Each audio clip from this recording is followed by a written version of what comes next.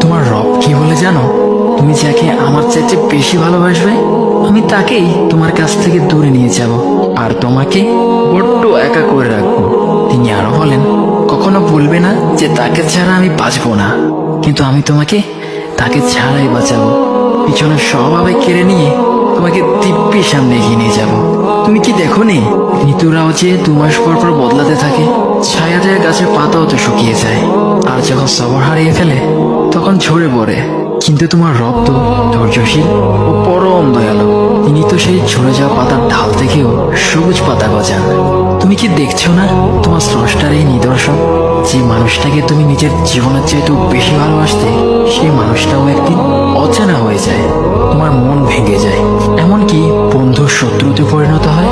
আর খানিক সময় পর শত্রু বন্ধুতে পরিণত হয়।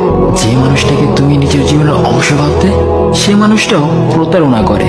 বুঝি না, এত কিছু হওয়ার পরেও তুমি তোমার রবকে বাদ দিয়ে সেই মানুষগুলোর উপরই ভরসা করো, যারা তোমাকে প্রতিনিয়ত কষ্ট দিয়েছে।